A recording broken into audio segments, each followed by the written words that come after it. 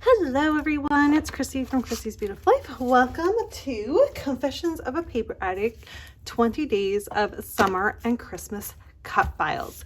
I'm so excited to be participating in this with Virginia and everyone else joining. And to kick it off, I am going to be using all the Christmas prompts.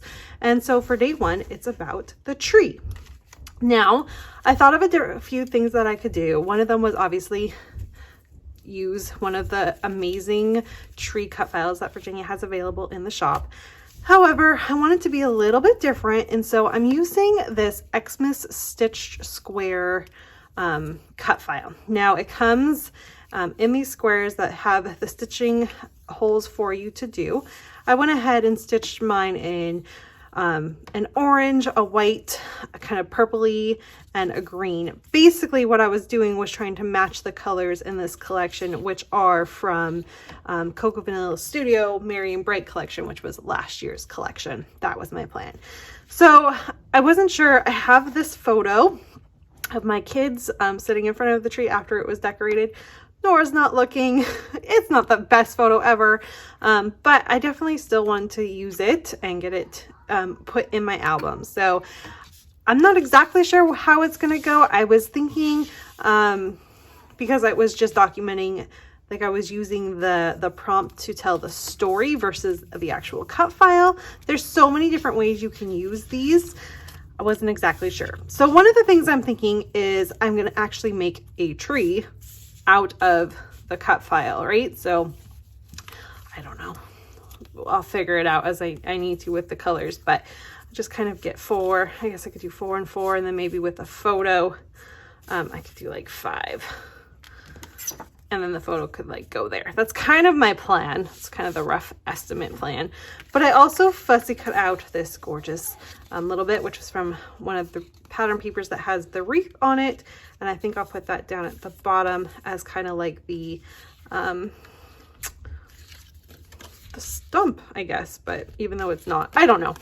We'll figure it out. That's kind of my plan for now. We'll see where it takes me.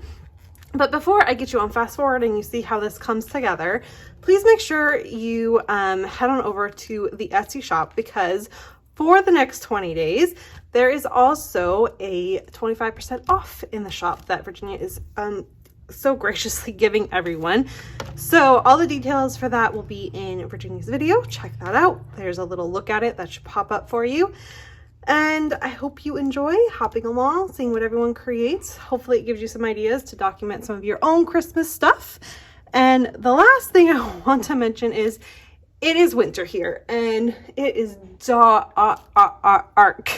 So my videos are a little bit darker than they were, previously. So I do apologize about that. I have the best lighting I possibly can have. But yeah, you're going to see some shadows and there's some dark things. So you'll have to just bear with me for that.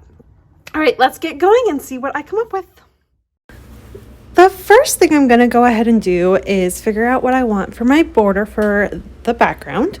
And I'm going to switch the background from that really fun green check to this teal tree paper, because of course the theme is trees. So I just wanted to bring that home in one other way. And I felt like switching the background paper was a great way to kind of have that little subtle nod to the prompt. The next thing I'm going to do is go ahead and find a few pieces to add on to my photo and around it to just have a fun little bit of interest going on.